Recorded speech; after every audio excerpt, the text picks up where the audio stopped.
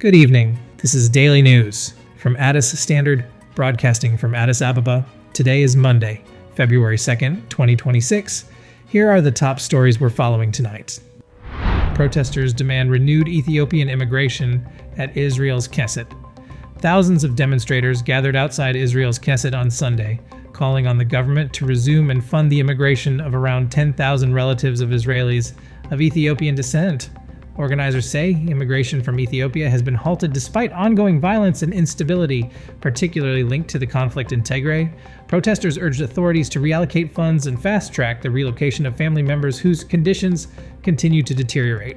The demonstration, led largely by Israel's Ethiopian community, drew an estimated 2,000 participants from across the country. Many said they have close relatives still waiting in Ethiopia. The protest highlights a long-standing campaign to bring members of the Falashmur community, descendants of Ethiopian Jews who converted to Christianity in the 19th century, under special government arrangements. Since the early 2000s, about 25,000 have immigrated to Israel under special decrees, often required to undergo Orthodox conversion. Ethiopia's Oromia Conflict, marked by widespread abuses, rights groups warn Ethiopia's long-running conflict in the Oromia region is drawing renewed scrutiny amid reports of executions, torture, abductions, and sexual violence by both rebel and government forces. The Oromo Liberation Army, which has fought the federal government since 2018, is accused by authorities and UN investigators of targeting civilians. Its leader, Jal, after being accused of links to the rebels, claims she denies. Amnesty International is expected to publish a detailed report next month as concerns grow over accountability and civilian protection in Ethiopia's largest region. UK Foreign Secretary visits Ethiopia, signs energy and investment deals.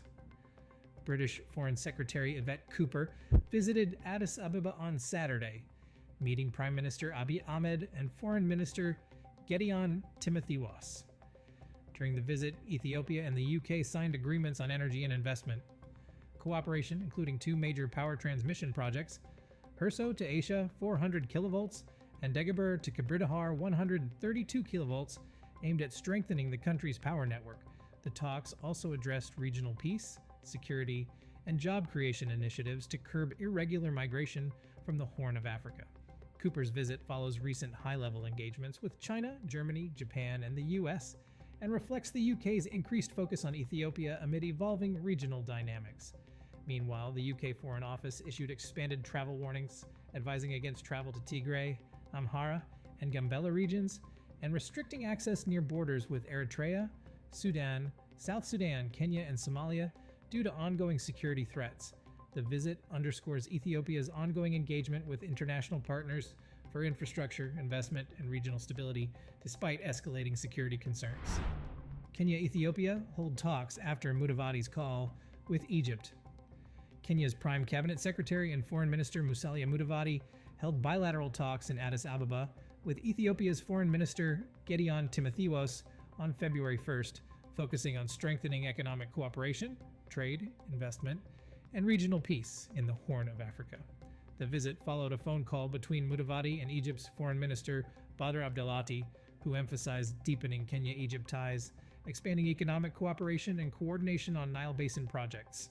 The leaders also agreed to maintain close consultation ahead of upcoming African Union and NEPAD meetings to advance regional stability and development. U.S. shifts Al-Shabaab combat operations from Djibouti to Kenya. The United States and Kenya have launched a $71 million project to upgrade the Manda Bay airfield near the Somali border, signaling a possible shift in U.S. counterterrorism operations from Djibouti to Kenya. The expansion, led by U.S. Africa Command, will extend the runway to 10,000 feet, allowing larger military and cargo aircraft to operate and improving rapid response capabilities against Al-Shabaab. Africom says the move strengthens regional security cooperation. Analysts view it as part of a broader strategy to counter militant threats from Somalia while reducing reliance on Djibouti. The focus on Manda Bay and potentially Berbera also highlights growing competition over Red Sea and Indian Ocean security corridors. That's all for tonight's Daily News. Thank you for watching. For continuous updates and detailed reporting, visit addisstandard.com. Have a peaceful night.